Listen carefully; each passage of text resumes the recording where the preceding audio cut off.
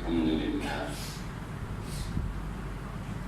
لله نحمده ونستعينه ونستغفره ونؤمن به ونتوكل عليه ونعوذ بالله من شرور أنفسنا ومن سيئات أعمالنا من يهده الله فلا مضل له ومن يضلل فلا هادي له وأشهد أن لا إله إلا الله وحده لا شريك له وأشهد أن محمدا عبده ورسوله اللهم صل على محمد وعلى آل محمد كما صليت على إبراهيم وعلى آل إبراهيم إنك حميد مجيد اللهم بارك على محمد وعلى آل محمد كما باركت على إبراهيم وعلى آل إبراهيم إنك حميد مجيد رب اشرح لي صدري ويسر لي أمري واحلل عقدة من لساني يفقهوا قولي سبحانك لا علم لنا إلا ما علمتنا إنك أنت العليم الحكيم أما بعد فإن خير الحديث كتاب الله وخير الهدي هدي محمد صلى الله عليه وسلم وشر الأمور محدثاتها وكل محدثة بدعة وكل بدعة ضلالة وكل ضلالة في النار فأعوذ بالله من الشيطان الرجيم بسم الله الرحمن الرحيم قال الله تعالى في القرآن المجيد هو الذي أرسل رسوله بالهدى ودين الحق ليظهره على الدين كله ولو كره المشركون قابل صد احترام حاضرین مجلس محترم مکرم سامعین کرام، ہر قسم کی تعریفات اس خالق مالک ارض و سماوات کے لیے اور لاکھوں کروڑوں درود و سلام آپ محمد مصطفیٰ صلی اللہ علیہ وآلہ وسلم کی ذات اقدس پر۔ رمضان المبارک کی یہ بابرکت ساعتیں جن کو تیزی سے ہم نے گزار دیا ہے، وہ لوگ جو اس میں محنت کر پائے ہیں شوق سے اور لگن سے، ان کو چاہیے کہ وہ اللہ رب العزت کا شکر ادا کریں، اور جو لوگ اپنی کمزوری کے باعث کچھ نہیں کر سکے انہیں چاہیے کہ وہ اپنے باقی ماندہ ایام میں کمر کو کس لیں، اللہ رب العزت کے سامنے کھڑے ہو جائیں۔ یہ چند ساعتیں، یہ چند گھڑیاں جو باقی ہیں، اس میں اپنے رب کو راضی کرنے میں کامیاب ہو جائیں۔ ان آنکھوں سے اگر اشک بہہ جائیں نا تو جہنم کی دہکتی ہوئی آگ کو وہ ٹھنڈا کر دیتے ہیں۔ انسان اگر اللہ رب العزت کے سامنے ان خالی ہاتھوں کو شرمندگی اور ندامت سے اٹھا لیتا ہے تو رب العالمین ان ہاتھوں کو خالی نہیں لوٹاتا ہے۔ ماہی بے آب کی طرح جب انسان تڑپنے لگتا ہے اور اس رب العالمین کا قرب حاصل کرنے کے لیے بیتاب ہو جاتا ہے تو وہ رب بندے کو اپنا قرب عطا کر دیتا ہے۔ وہ ایسا در ہے کہ جس سے کبھی کوئی خالی نہیں گیا ہے۔ وہ بادشاہ ہے جو عطا کر کے ہی انسان کو بھیجتا ہے۔ صرف انسان کو طریقہ آنا چاہیے، صرف انسان کو مانگنے کی ادا آنی چاہیے، اپنی عاجزی اور انکساری کا اظہار کرنا آنا چاہیے۔ جب انسان اس بات کو ثابت کرنے میں کامیاب ہو جائے کہ اے اللہ میں تیرا عاجز بندہ، تیرا خاکسار بندہ، تو اللہ رب العزت انسان کو پھر بلندی عطا کر دیتا ہے۔ یہ سجدہ اللہ رب العزت کے آگے جو ہم کرتے ہیں، یہ عاجزی اور انکساری کی سب سے بڑی علامت ہوتا ہے۔ یہ پیشانی جو ہم اللہ کے سامنے جھکا دیتے ہیں نا، یہ پیشانی عاجزی اور انکساری کی سب سے بڑی علامت ہے۔ جانتے ہیں یہ سجدہ اللہ کو کتنا پسند ہے؟ یہ سجدہ اللہ کو اتنا پسند ہے کہ میرا بندہ میرے آگے جھکا، یہ پیشانی اس نے میرے در کے علاوہ کسی اور جگہ کبھی کبھی نہیں جھکائی تھی. تو رسول اللہ صلی اللہ علیہ وآلہ وسلم کے فرمان کے مطابق، وہ لمبی حدیث ہے، اس کا محل شاہد ذکر کرتا ہوں کہ آپ کے فرمان کے مطابق جہنم میں اگر کوئی مسلمان چلا بھی جائے گا اپنے گناہوں کی وجہ سے، اور جب اس کو جہنم سے نکالا جائے گا تو جہنم کی آگ اس کے سارے جسم کو تو جلائے گی، مگر اللہ نے جہنم کی آگ پر اس پیشانی کو جلانا حرام کر دیا. یہ پیشانی اس کو جہنم کی آگ بھی نہیں جلاتی. کیوں؟ اللہ کے سامنے یہ پیشانی جھکتی ہے تو بندہ، رسول اللہ صلی اللہ علیہ وسلم نے فرمایا، بندہ اللہ کے سب سے زیادہ قریب ہو جاتا ہے وَهُوَ سَاجِدٌ، جب وہ سجدے کی حالت میں ہوتا ہے. اس رمضان المبارک کے اندر بڑی عبادتیں کی ہم نے، بڑے روزے بھی رکھے، بڑے قیام بھی کرے، بڑے صیام بھی کیے. میں آپ کو بتاؤں، انسان جو دستور دنیا میں اپناتا ہے وہی دستور اس کو اپنے اللہ کے لیے بھی اپنانا چاہیے. دنیا میں اگر آپ نے اپنے مالک کو، اپنے باس کو خوش کرنا ہو تو کیا کرنا پڑتا ہے؟ اس کے لیے ایکسٹرا آرڈنری محبت، اب اس کے لیے کچھ اضافی کام، کچھ اضافی جذبات، کچھ اوور ٹائم میں کام کرنے ایسے پڑتے ہیں کہ مالک کو اندازہ ہو جائے کہ یہ صرف نوکری نہیں کر رہا، یہ مجھ سے محبت کر رہا ہے، یہ اپنا سمجھ کے کر رہا ہے. جب مالک کو، دنیا میں بات کر رہا ہوں، جب مالک کو یہ اندازہ ہوتا ہے نا کہ یہ نوکری نہیں صرف کر رہا، یہ میرا اپنا بن کے کام کر رہا ہے، تو پھر اس کے دل میں ایک محبت پیدا ہوتی ہے. پھر وہ آپ کا خیال باقیوں کی نسبت زیادہ رکھنا شروع کر دیتا ہے، پھر وہ آپ کی بات زیادہ ماننا شروع کر دیتا ہے، پھر وہ آپ پہ اعتماد زیادہ کر لیتا ہے. ذرا سوچیں، اس ماہ رمضان المبارک میں اس کے حوالے سے یہ سوچیں، ہم نے اپنے رب کو راضی کرنے کے لیے، اپنے رب کا قرب حاصل کرنے کے لیے ایکسٹرا کام کیا کیا ہے؟ ہم نے بڑھ چڑھ کر، روٹین سے ہٹ کر ہم نے کیا کیا ہے؟ ایک مثال سے آپ کو بات سمجھاؤں گا.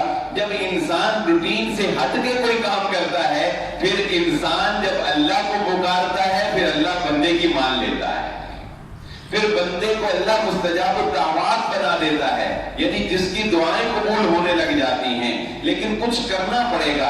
وہ کرنا کیا پڑے گا؟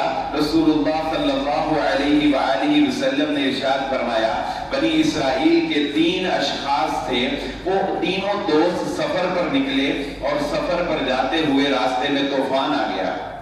تیز طوفان میں انہوں نے ایک غار میں پناہ لی. جب غار میں پناہ لی تو اس غار کے آگے ایک پتھر آ گیا جس نے اس غار کے دروازے کو بند کر دیا. تو اب وہ تینوں دوست پریشان تھے. تو پریشانی کے عالم میں انہوں نے کہا، ہم نے زندگی میں کبھی اللہ کی رضا کے لیے کچھ کام کیا ہوگا؟ کوئی ایکسٹراڈنری کام، روٹین کے کام سے ہٹ کر کوئی کام، تو اللہ کو بتائیں اور اللہ سے کہیں، یا اللہ تیرے لیے کیا تھا، آج تو بھی ہمارے لیے کر. تیرے لیے ہم نے کیا تھا، آج تو بھی ہمارے لیے کر. تو ان میں سے پہلے نے اپنے خالی ہاتھوں کو اٹھایا اور اٹھا کر کہنے لگا، اے اللہ تو جانتا ہے میں بکریاں چراتا ہوں، ان کا دودھ دھو کر گھر لے کر آتا ہوں. میری یہ عادت تھی کہ سب سے پہلے گھر داخل ہو کے اپنے ماں باپ کو پلاتا تھا، پھر اپنے بیوی بچوں کو، ملازمین کو دیتا تھا. یا اللہ ایک دن ایسا ہوا میں لیٹ ہو گیا، میں تاخیر سے گھر پہنچا، میرے ہاتھ میں دودھ تھا مگر میرے ماں باپ سو چکے تھے. اللہ میں اس دودھ کے پیالے کو لے کر اپنے ماں باپ کے سرہانے بیٹھا رہا، ساری رات گزر گئی. ان کو نیند سے بیدار کر کے تکلیف دینے کی مجھ میں ہمت نہ تھی، اور اس روٹین کو توڑنے کی میں جسارت نہ کر سکا. میرے بچے، میری بیوی مجھ سے دودھ کو مانگتے رہے، مگر اللہ میں نے ان کو دودھ نہ دیا. حتیٰ کہ صبح ہوئی، میرے ماں باپ بیدار ہوئے، میں نے ان کو دودھ پلایا، پھر اپنے بیوی بچوں کو دیا. اے اللہ اگر اپنے ماں باپ کی یہ تابعداری اور فرما برداری میں نے تیری رضا کے لیے کی، تو آج میری مان کے اس پتھر کو ہٹا دے. وہ فوراً مان لی گئی نا، فوراً پتھر تھوڑا سا ہٹ گیا. اچھا ذرا اس پہ غور کریں تو یہ بتائیں کہ اگر وہ اپنے بیوی بچوں کو دودھ دے دیتا تو کیا کوئی گناہ کرتا؟ کوئی غلطی کرتا؟ نہیں، کوئی غلطی نہیں تھی. بلکہ عقل مند کوئی زیادہ سیانا ہو تو وہ کہے گا یار اس کو دے ہی دینا چاہیے تھا، اپنے بیوی بچوں کا بھی رلاتا رہا. مگر دل میں جو جذبات تھے وہ اتنے بلند تھے کہ اس کی ایک رات کا جاگنا اللہ کو اتنا رات جاگی اس نے ماں باپ کے سرہانے پیالے کو پکڑ کر. تو زندگی میں کبھی ایسا بھی کچھ کرنا چاہیے جو روٹین سے ہٹ کر ہو جائے اور اس رب العالمین کو راضی کرنے میں کامیاب ہو جائے. دوسرے نے کہا یا اللہ تو جانتا ہے یہ ذرا محبت کے شدائی نوجوان جو ہیں جو کہتے ہیں میرا اوڑھنا بچھونا محبت میں ماں باپ کو بھی دھو کر, محبت میں معاشرے کو بھی دھو کر, عزتوں کی نیلامی محبت میں کرتے ہیں, وہ آئیں ذرا اس حدیث کو سنیں اور دیکھیں کہ رب کی محبت سے بڑھ کر کوئی محبت نہیں, اللہ کی چاہت سے بڑھ کر کوئی چاہت نہیں ہے. وہ آیا, اس نے کہا, اس نے خالی ہاتھوں کو اٹھایا, اس نے کہا یا اللہ تو جانتا ہے میں اپنے چچا کی بیٹی سے محبت کرتا تھا, میں اس کو اپنے لیے برائی پر آمادہ کرتا تھا, وہ نہیں مانتی تھی. پھر ایک وقت ایسا آیا کہ ہمارے علاقے میں قحط پڑ گیا, قحط سے لوگوں کی جان جانے لگی, وہ بیچاری بھی مجبور حال ہو کے میرے پاس آ گئی. میں نے 120 اشرفیوں پر اس کو اپنے لیے راضی کر لیا.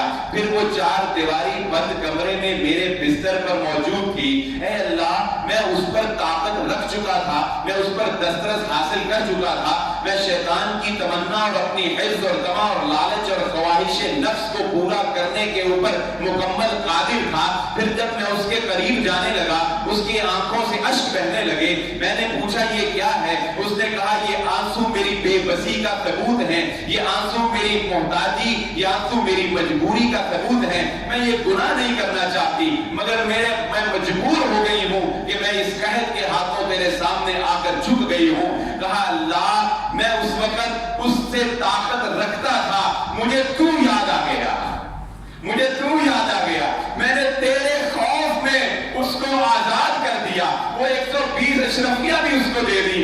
اللہ اگر میں اس دن گناہ سے صرف تیرے خوف سے رک گیا تھا تو آج اس پتھر کو ہٹا دے, وہ پتھر اور ہٹ گیا.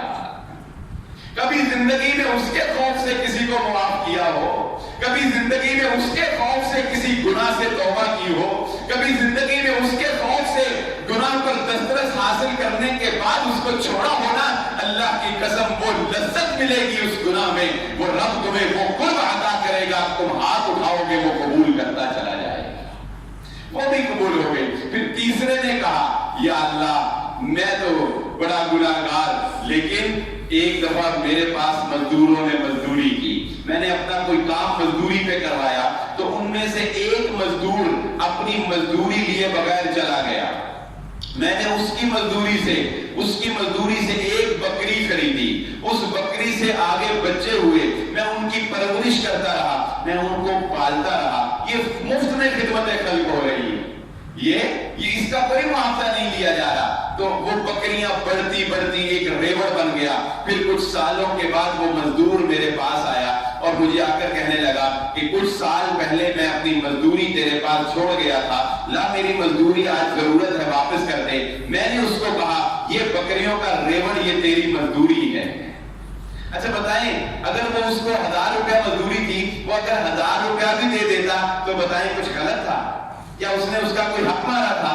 پھر وہ خود نہیں لے کر گیا, سال 2 سال بعد آیا تو 1000 ہی دے دینا کافی تھا. مگر یہ جو جذبہ اس نے ایکسٹرا کیا, یہ جو اضافی اس نے محنت کی, یہ جو اضافی خدمت خلق کا کام اس نے کیا, تو وہ کہنے لگا یہ بکریوں کا ریوڑ تیرا ہے. تو وہ کہنے لگا جناب مذاق تو نہ کریں, مذاق تو نہ کریں, میں تو آج سالوں بعد اپنی مزدوری لینے آیا ہوں. تو اس نے کہا یہ سن, تیری مزدوری سے یہ بکری لی تھی, اس بکری میں اللہ نے یہ برکت دی ہے, یہ آج ریوڑ بن گیا ہے. وہ سارا ریوڑ لے کر چل پڑا. کہا اللہ اگر یہ کام تیری رضا کے لیے کیا تھا پتھر کو ہٹا دے, وہ پتھر پورا ہٹ گیا. کیا ہوا؟ ایک نے خدمت خلق کی رب کی رضا کے لیے, وہ بھی مستجاب الدعوات میں شامل ہو گیا. ایک نے خوف الہی سے گناہ کو چھوڑا, اس کی بھی اللہ نے سن لی. ایک نے والدین کی خدمت اطاعت اور فرما برداری میں رات کو جاگ کر گزار دیا, اس کی بھی اللہ نے سن لی. ہم نے روزے بھی رکھے, ہم نے قرآن بھی پڑھا, ہم نے بہت کچھ کیا, ہم نے صدقہ بھی کیا, ہم نے خیرات بھی کیے. بتاؤ زندگی میں کبھی کچھ ایسا بھی کیا کہ فرشتے کہیں گے لا نکال تیرا رب کے سامنے تیرے نامہ اعمال کو پیش کرے, نکال کوئی ایسی نیکی کہ رب کو وہ خوش کر سکے, نکال کوئی ایسا عمل کہ رب کو وہ خوش کر سکے. تو زندگی میں اللہ رب العزت کا قرب حاصل کرنے کے لیے بڑی محنت کی ضرورت ہوتی ہے, بڑی لگن کی ضرورت ہوتی ہے. دل میں ایک طلب رحمت کی ضرورت ہوتی ہے کہ جب اللہ رب العزت کی طرف انسان کے دل کے اندر پیدا ہو جاتی ہے تو جانتے ہیں اسے کیا مقام مل جاتا ہے کہ محمد الرسول اللہ صلی اللہ علیہ وآلہ وسلم نے ارشاد فرمایا اللہ کے بعض بندے ایسے ہیں کہ اللہ پر قسم ڈال لے اللہ ان کی قسم کی بھی مان رکھتا ہے، اللہ ان کی قسم کی بھی لاج رکھتا ہے، وہ رحم کرنے والا ہے، وہ اپنے بندوں پر بڑا مہربان ہے۔ اللہ کے نبی صلی اللہ علیہ وآلہ وسلم نے فرمایا ان اللہ میعاد رحمہ، اللہ نے اپنی رحمت کو 100 حصوں میں تقسیم کیا، اللہ نے اپنی رحمت کو 100 حصوں میں تقسیم کیا۔ یہ ایک حصہ رحمت کا ایک حصہ اللہ نے دنیا میں اتارا۔ جو تم دیکھتے ہو نا بھائی بھائی سے، اولاد ماں باپ سے، اور ماں باپ اولاد سے، اور دوست دوست سے، اور محبت میں جانیں دی جاتی ہیں، یہ چرند پرندے حیوانات، یہ جتنے درندے ہیں سب ایک دوسرے سے محبت کر رہے ہیں، یہ اللہ کی رحمت کا ایک درجہ ہے جو اس نے دنیا میں اتارا اور محبت ہی محبت پھیل گئی۔ وَأَخَّرَ اللَّهُ ب99 درجہ، اور اللہ رب العزت نے 99 درجوں کو اپنے پاس محفوظ کر لیا ہے، 99 درجوں کو اپنے پاس سنبھال لیا ہے۔ کیا کرے گا ان 99 رحمت کے درجوں کو اللہ رب العزت کیا کرے گا؟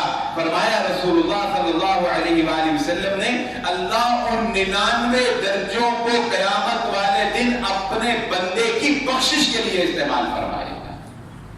وہ بنی اسرائیل کی روایت میں نے آپ کے سامنے گوشت گزار کی تھی، اختصار سے سنا کر آگے چلتے ہیں۔ وہ ایک جنگل میں جاتا ہوا شخص اپنے اس کا بیٹا، اس کا چھوٹا معصوم بچہ اپنے باپ سے پوچھتا ہے کہ بابا ہم کب کے چل رہے ہیں، یہ جنگل ختم نہیں ہوا، کیا دنیا میں اس جنگل سے بڑی بھی کوئی چیز ہے؟ تو اس کے باپ نے کہا کہ ہاں بیٹا، یہ پہاڑ، یہ سمندر، یہ دریا، یہ بہت بڑے ہوتے ہیں۔ تو اس نے کہا کہ بابا ان پہاڑوں سے بڑی بھی کوئی چیز ہے؟ تو اس نے کہا ہاں یہ کائنات، یہ کائنات بہت بڑی ہے۔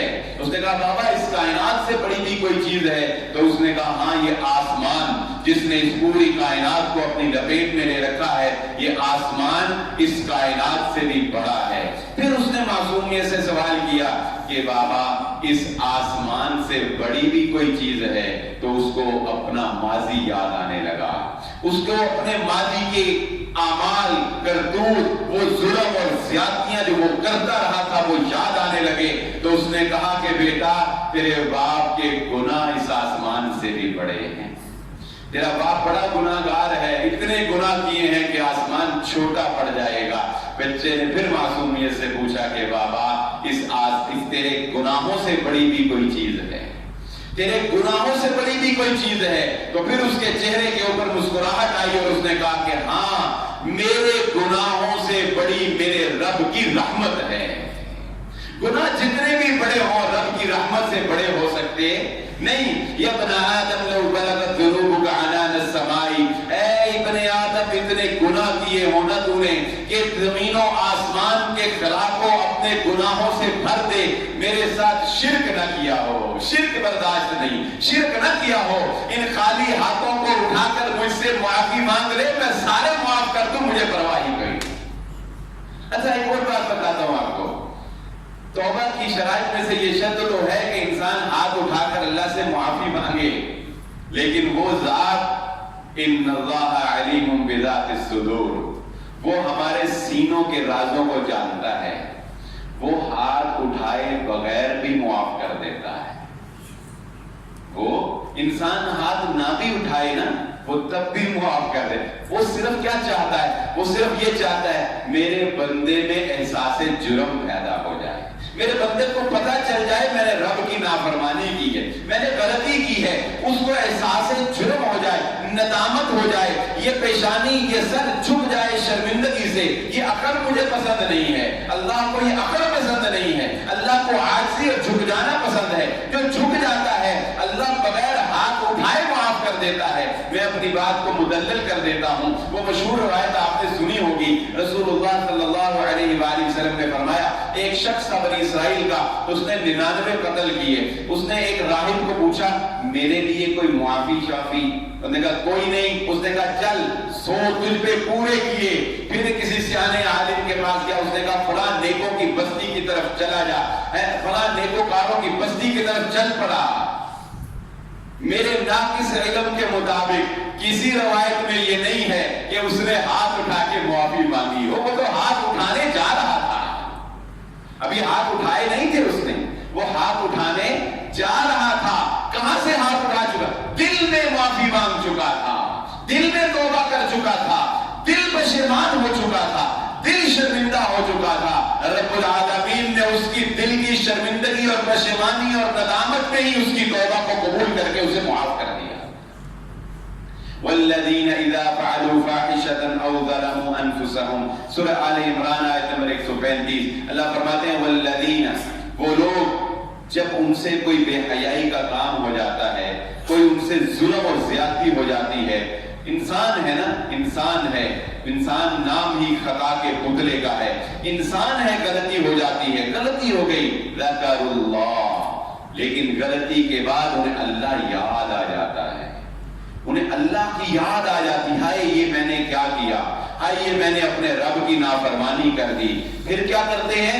फिर अपने गुनाहों की अल्लाह से तौबा करते हैं, मुआफी मांगते हैं। तो ये जो अगला जुमला है ये दिलों को बाग बाग कर देने वाला है, ये दिलों को सुकून देने वाला है, ये मोहब्बत भरा जुमला है।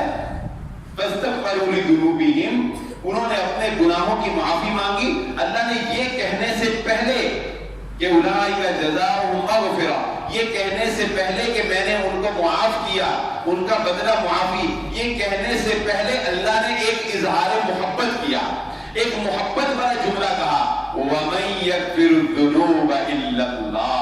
फरमाया ये यूं है, मैं आपको अगर इसकी मंजर कशी करूं तो ये यूं है कि एक इंसान से जुल्म हुआ, गुनाह हुआ, उसके अंदर एहसास जुर्म पैदा हुआ, फिर उसने हाथों को उठाकर कहा या अल्लाह मुझसे गलती हो गई, मुझे माफ कर दे। तो जब उसके हाथ उठे हुए थे ना, तो अल्लाह ने फरिश्तों को कहा, वो देखो मेरा बंदा मुझसे माफी मांग रहा है, वमन यग़फ़िरुज़्ज़ुनूब इल्लल्लाह, अगर मैंने इसको माफ नहीं करना तो माफ किसने करना है? अगर मैंने माफ नहीं, मेरे बंदे को पता है, वो हदीस में आता है ना, नबी सल्लल्लाहु अलैहि वसल्लम ने फरमाया, बंदा एक गुनाह करता है, अल्लाह से माफी मांगता है, अल्लाह फरिश्तों को कहते हैं देखो मेरा बंदा मुझसे माफी मांग रहा है, इसको पता है मैंने ही माफ करना है। फिर बंदा गुनाह करता है, फिर माफी मांगता है, अल्लाह ताला फिर फरिश्तों को कहते हैं देखो मेरा बंदा मुझसे माफी मांग रहा है, इसको पता है मैंने ही माफ करना है, मैंने इसको माफ किया। फिर तीसरी दफा गुनाह करके हाथ उठा के कहता है या अल्लाह माफ कर दे, अल्लाह फरिश्तों कहते हैं देखो मेरा बंदा मुझसे मांग रहा है, इसको पता है मैंने ही माफ करना है, जा बंदे मैंने तुझे हमेशा के लिए माफ कर दिया। अल्लाह रब्बुल इज्जत उसको हमेशा के लिए मुआफ फरमा देते हैं। रसूलुल्लाह सल्लल्लाहु अलैहि वसल्लम ने फरमाया, शैतान ने जब अल्लाह रब्बुल इज्जत ने उसे अपने दरबार से निकाला, तो शैतान ने कहा ऐ अल्लाह मुझे तेरी इज्जत की कसम, मुझे तेरे जलाल की कसम कि जब तक तेरे बंदों के जिस्मों में रूहें बाकी रहेगी मैं इनको गुमराह करता रहूंगा। तो शैतान की गुमराही के मुकाबले में चाहे वो दाएं से आए, बाएं से आए, आगे से आए, पीछे से आए, खून में जिस्म में खून की गर्दिश करने की तरह गर्दिश करे, चाहे वो औरत को हथियार बना के गुमराह करे, चाहे वो माल के फितने से हमें गुमराह करने की कोशिश करे, चाहे वो मौसीकी से हमारी रूहों को तार तार कर दे, शैतान जितने भी हथकंडे इस्तेमाल कर ले, अपने रब की इस बात को मोमिनों याद रखना। उसने शैतान को जवाब देते हुए कहा था ठीक है तू मेरे बंदों को गुमराह करते रहना, मगर मुझे भी अपने इज्जत की कसम, मुझे भी अपने जलाल की कसम, जब तक मेरे बंदे मुझसे माफी मांगते रहेंगे मैं इनको माफ करता रहूंगा। जब तक मेरे बंदे हाथ उठाकर माफी मांग, उलाइका जज़ाउहुम मग़फ़िरा, यही वो लोग हैं अल्लाह फरमाते हैं उनके लिए बख्शिश है। लेकिन बात को यहाँ खत्म नहीं किया, आयत को यहाँ पर रोका नहीं है, ये तो बराबरी है और वो मालिकुल मुल्क बराबरी पर नहीं छोड़ता, वो और नवाजता है। आपको कोई मुलाजिम हो, आपका कोई बेटा हो, उससे गलती हो जाए, वो आकर कहे मुझे माफ कर दो, आपने माफ कर दिया, बताएं हिसाब बराबर हो गया कि नहीं? बल्कि हम तो कहते हैं यार उन्हें जो माफी जो मांग ली थे होर की रह गया, कहते हैं ना यार उन्हें जो माफ जो करता था पीछे की रह गया है, ये बराबर है। तो बराबरी पे नहीं छोड़ा, क्या है बंदे ने गलती की, बंदे ने माफी मांगी, अल्लाह ने माफ कर दिया, बात खत्म।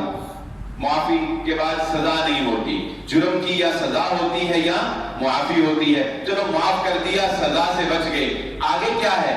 آگے تو کچھ نہیں بنتا نا. لیکن اللہ رب العزت مالک الملک ہے, بادشاہوں کا بادشاہ ہے. وہ معاف کرنے کے بعد کہتا ہے ہم تجھے برابری پر نہیں چھوڑتے, ہم تجھے جب معاف کر دیا تو اپنی رحمت سے تجھے جنت عطا کرتے ہیں.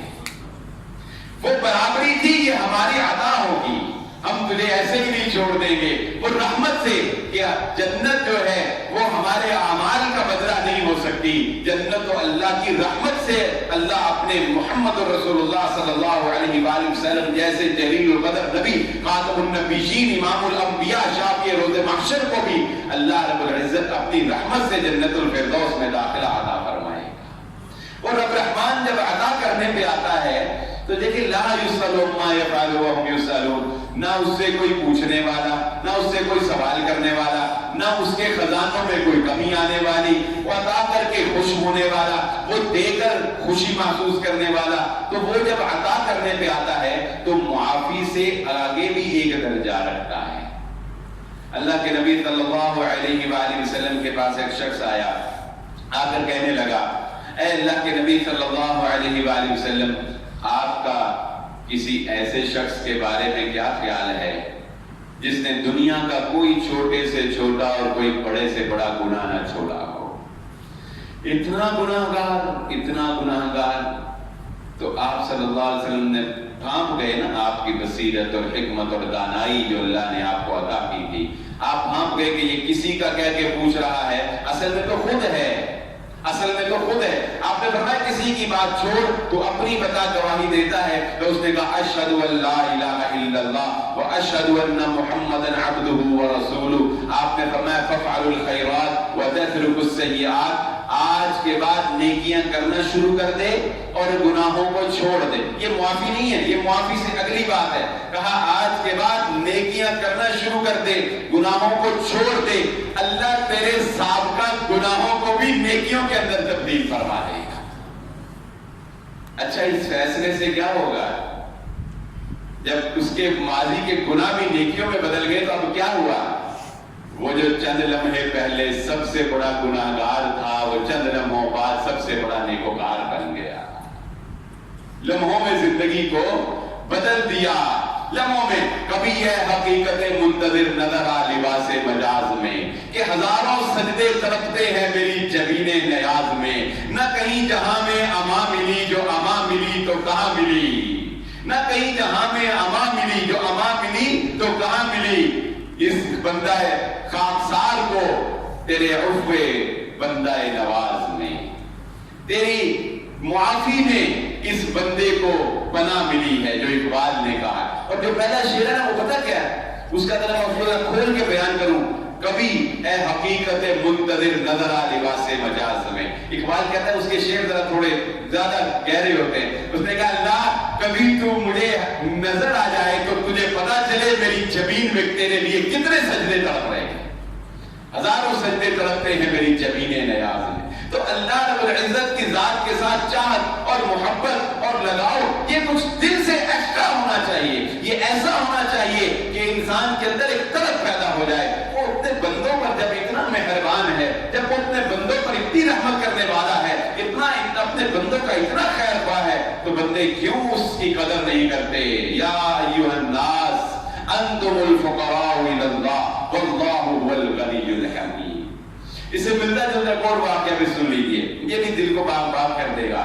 نبی صلی اللہ علیہ وآلہ وسلم نے جب یہ واقعہ سنایا تو آپ بڑا مسکرائے, اور آپ کیوں مسکرائے وہ بھی بڑی بات ہے. اللہ کے نبی صلی اللہ علیہ وآلہ وسلم نے فرمایا قیامت کا دن ہوگا, اللہ تعالیٰ اپنے ایک بندے کو بلائیں گے.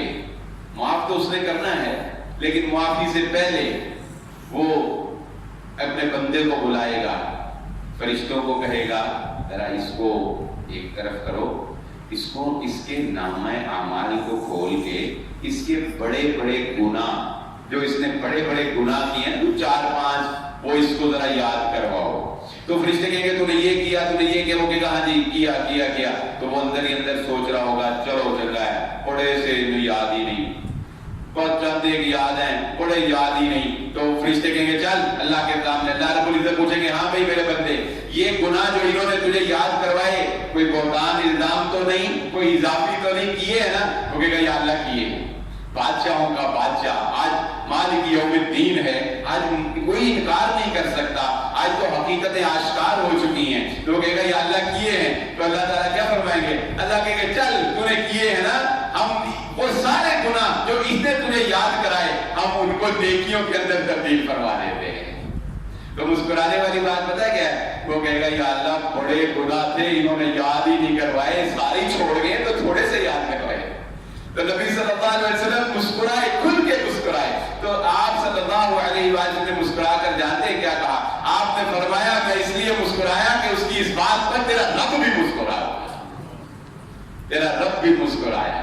اللہ رب العزت تو اپنے بندوں سے اس طرح محبت کرتا ہے، اس طرح اظہار محبت کرتا ہے، بندے سے غلطی ہوتی ہے وہ معاف کر دیتا ہے، بلکہ وہ تو مہلت دیتا ہے۔ دو روایتیں اس ضمن میں آپ کی گوش گزار کروں گا، دو روایتیں، اس کی رحمت اور اس کی بندوں سے محبت کا مظہر ہے یہ حدیثیں۔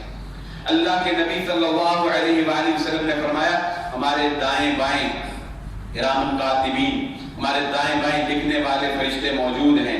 نبی صلی اللہ علیہ وسلم نے فرمایا جب بندہ گناہ کرتا ہے نا، جب بندہ غلطی کرتا ہے، اللہ اکبر، جو گناہ لکھنے والا فرشتہ ہے وہ ایک دفعہ قلم چلانے لگتا ہے پھر رک جاتا ہے، پھر لکھنے لگتا ہے، کہتا ہے نہیں شاید یہ معافی مانگ لے، پھر رک جاتا ہے، پھر لکھنے لگتا ہے، کہتا ہے نہیں تھوڑی دیر اور ٹھہر جاؤں شاید یہ معافی مانگ لے۔ آپ نے فرمایا 6 مرتبہ وہ قلم کو رکھتا ہے اٹھاتا ہے، رکھتا ہے اٹھاتا ہے، بندے کا گناہ نہیں لکھتا، 6 مرتبہ، اور بلا آخر اگر نہ ہی کوئی بات بنے تو پھر ایک لکھ دیتا ہے۔ اور دوسری روایت کیا ہے؟ رسول اللہ صلی اللہ علیہ وآلہ وسلم نے فرمایا انسان جب نیکی کرتا ہے تو اللہ رب العزت کی طرف سے یہ حکم ہے فرشتوں کو کہ میرے بندے کی نیکی کو 10 گنا لکھنا ہے، میرے بندے کی نیکی کو 10 گنا بڑھا کے لکھنا ہے۔ اچھا لیکن جب بندہ گناہ کرتا ہے تو اللہ رب العزت فرشتے کو حکم دیتے ہیں کہ میرے بندے کے گناہ کو 6 گھنٹے تک نہیں لکھنا۔ ان دونوں روایتوں کو اگر میں ملاؤں تو میرا خیال ہے کہ وہ بات اس طرح بنے گی کہ وہ فرشتہ لکھنے لگتا ہے پھر اٹھا لیتا ہے، 1 گھنٹہ انتظار کرتا ہے، پھر قلم رکھتا ہے لکھنے لگتا ہے، پھر اٹھا لیتا ہے، پھر 1 گھنٹہ انتظار کرتا ہے، حتیٰ کہ 6 گھنٹے تک اگر بندہ اللہ سے توبہ کر لے، معافی مانگ لے، اللہ اس گناہ کو لکھتا ہی نہیں ہے۔ یہ ہمارا معیار نہیں ہے، یہ بندوں کا معیار نہیں ہے کہ جو کہتے ہیں مجھے پتا ہے تو نے ماضی کیسے گزارا ہے، مجھے پتا ہے تو کتنا کو نیک ہے، مجھے پتا ہے تو نے اب نمازیں شروع کر دی ہیں، مجھے پتا ہے تو داڑھی رکھ رہی ہے، میں جانتا ہوں تیرا سارا ماضی۔ ہم تو تانے دیتے ہیں، کوئی نیکی کی طرف آ بھی جائے تو ہم کہتے ہیں ایسی کی تیسی تیری کہ تو آ کیوں گیا ہے خیر کی طرف، تجھے تیرا ماضی یاد کروا کے دل برداشتہ نہ کر دیا تو بات ہوئی۔ یہ ہمارا معیار ہے، اس کا معیار یہ نہیں ہے، اس کا معیار اپنے بندوں کے بارے میں پتہ ہے کیا ہے؟ وہ کہتا ہے جب میرا بندہ گناہ کرنے کے بعد، غلطی کرنے کے بعد مجھ سے معافی مانگ لیتا ہے، میرے نزدیک وہ ایسے ہی ہوتا ہے جیسے اس نے وہ گناہ کبھی کیا ہی نہیں ہے۔ التائب من الذنب کمن لا ذنب لہ، گناہ سے توبہ کرنے والا، گناہ سے معافی مانگ لینے والا اللہ رب العزت کے ہاں، اللہ کے نزدیک ایسے ہی سمجھا جاتا ہے جیسے اس نے کبھی وہ گناہ کیا ہی نہیں ہوتا ہے۔ یہ ماہ مبارک کی جو گزرتے ہوئے لمحات، جو گزرتی ہوئی گھڑیاں ہیں، ان میں یہی پیغام آپ کو دینا چاہتا ہوں کہ اللہ رب العزت کے سامنے ان ہاتھوں کو اٹھائیں، اپنے ماضی پر نظر دوڑائیں، کتنوں پر ظلم کیا، کتنوں کو زیادتی کا نشانہ بنایا، کتنوں کو زبان سے تکلیف دی، کتنوں کو تانے دیے، کتنوں پر حق مارے، کتنی نمازیں چھوڑی، کتنے روزے چھوڑے، کتنے گناہ کیے، کتنی دفعہ جھوٹ بولا، کتنا سود کھا رہے ہیں، کتنی رشوتیں لے رہے ہیں، کتنی بے پردہ عورتوں کے اوپر نگاہوں کو اٹھایا ہے، نہ جانے سر تپا ہم کتنے گناہ کر چکے ہیں، مگر ان خالی ہاتھوں کو اٹھا کر اس رب کو کہیں اللہ معاف کر دے، اللہ شرمندگی ہے معاف کر دے، اللہ کی قسم وہ کہتا ہے میں سارے معاف کروا دوں، مجھے پرواہ نہیں کوئی نہیں۔ اس کو پکار کے تو دیکھو، اس کو پکارنے والوں کی توبہ وہ جانتے ہیں کیسے قبول کرتا ہے، وہ تو ایسے قبول کرتا ہے کہ محمد الرسول اللہ صلی اللہ علیہ وآلہ وسلم کے بعد حضرت معاذ بن مالک رضی اللہ تعالیٰ عنہ آئے، آ کر کہنے لگے اے اللہ کے نبی صلی اللہ علیہ وآلہ وسلم طہرنی، مجھے پاک کر دیجیے۔ نبی صلی اللہ علیہ وآلہ وسلم پریشان ہو گئے، آپ نے فرمایا کس سے پاکی چاہتے ہو؟ اس نے کہا من الزنا، مجھ سے زنا ہو گیا۔ آپ نے چہرہ مبارک کو موڑ لیا، اس نے پھر کہا، آپ نے پھر رخ انور کو موڑ لیا، اس نے پھر کہا، آپ صلی اللہ علیہ وآلہ وسلم نے تصدیق کرنے کے بعد حد جاری کرنے کا حکم نافذ کر دیا۔ حد کو لگاتے ہوئے کسی صحابی کی زبان سے اس شخص کے بارے میں، حضرت معاذ بن مالک رضی اللہ تعالیٰ عنہ کے بارے میں ایک نازیبہ کلمہ نکل گیا، ایک ہلکی سی بات نکل گئی۔ اللہ کے نبی صلی اللہ علیہ وآلہ وسلم نے فرمایا نا نا نا، معاذ کو برا نہ کہو، معاذ کو غلط نہ کہو، معاذ کے بارے میں کوئی جملہ نہ کہو۔ اللہ کی قسم معاذ نے ایسی توبہ کی ہے پورے مدینے پر تقسیم کر دی جائے، ساروں کی بخشش کے لیے کافی ہو جائے۔ توبہ تو اس نے ایسی کی ہے، وہ جب قبول کرنے پہ آتا ہے، وہ جب معاف کرنے پہ آتا ہے تو وہ بڑے بڑے گناہگاروں کو معاف کر دیتا ہے۔ وہ تو اس کو بھی معاف کر دیا جس کو رسول اللہ صلی اللہ علیہ وآلہ وسلم نے کہا تھا تو نے میرے چچا کو قتل کیا ہے، جہالت میں کیا تھا، جب ایمان لے آئے پچھلے سارے معاف ہو گئے۔ کتنی تکلیف ہوگی اللہ کے نبی صلی اللہ علیہ وسلم کو، آپ نے کہا تیرا ایمان قبول، تو مسلمان ہو چکا، پچھلے معاف ہو چکے، بس ایک کام کرنا، میرے سامنے نہ آیا کر، تو جب میرے سامنے آتا ہے مجھے اپنا چچا یاد آ جاتا ہے، مجھے اپنا چچا۔ لیکن یہ نہیں کہا کہ نہیں نہیں تو نے اتنا بڑا گناہ کیا تھا، تجھے ہم مسلمان نہیں مانتے، نہیں نہیں تو نے اتنا بڑا گناہ کیا تھا، تجھے ہم مومن نہیں مانتے، چل نکل جا تو دائرہ اسلام سے۔ نہیں، اسلام کی باہیں بھی کشادہ، اور رب العالمین آسمان دنیا پر آ کر کہتا ہے اے میرے بندے، اے دن کے خطا کار، اے رات کے گناہگار، مجھ سے معافی مانگ لے میں تجھے معاف کر دوں، مجھ سے بخشش مانگ لے میں تجھے بخش دوں، مجھ سے رزق مانگ لے میں تجھے عطا کر دوں۔ اس کو تو اتنی خوشی ہوتی ہے۔ اللہ کے نبی صلی اللہ علیہ وآلہ وسلم نے فرمایا جب بندہ اللہ سے معافی مانگتا ہے تو اللہ کو کتنی خوشی ہوتی ہے۔ ایک شخص سفر پر نکلا، سواری پر اپنا سامان لادا اور چلے جا رہا ہے، راستے میں کہیں آنکھ لگ گئی، سواری کما تازو سامان گم گئی، ڈھونڈ رہا ہے، ڈھونڈتے ڈھونڈتے تھک گیا، تھک کر جب ایک درخت کی چھاؤں میں بیٹھا تو سو گیا۔ بیدار ہوا تو دیکھا کہ سواری بھی پاس ہے اور اوپر سامان بھی موجود ہے۔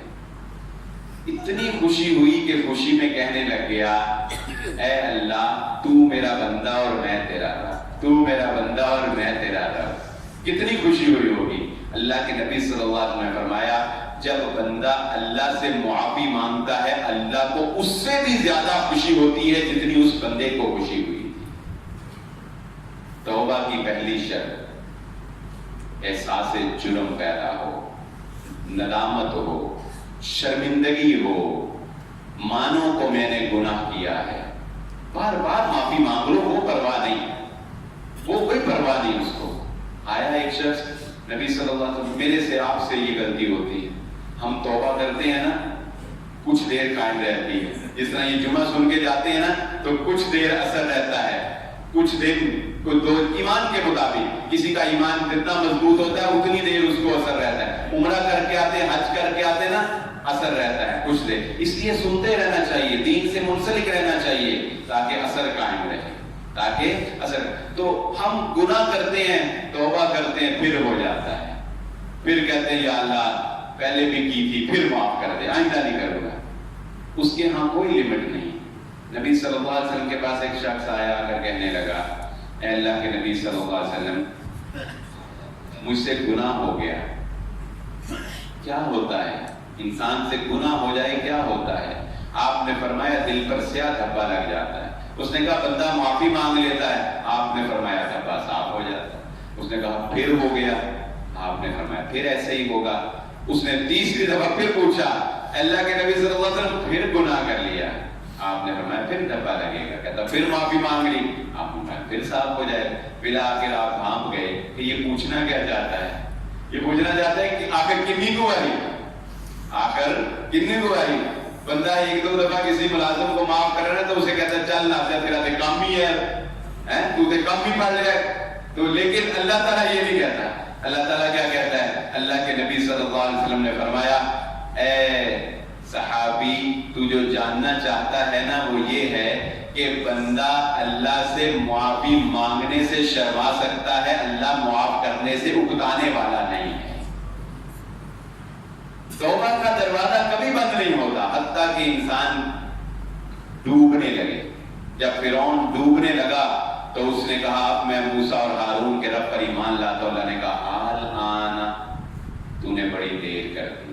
یہ نہیں کہا تجھے تیرے لیے معافی نہیں تھی, کہا تو نے بڑی دیر کر دی. پہلی شرط جرم کا احساس, غلطی کا احساس, یہ احساس کہ میں نے رب کی نافرمانی کی ہے. نمبر 2, خالی ہاتھوں سے اس سے معافی مانگنا, اس سے کہنا کہ اللہ مجھے معاف کر دے, اس سے کہنا.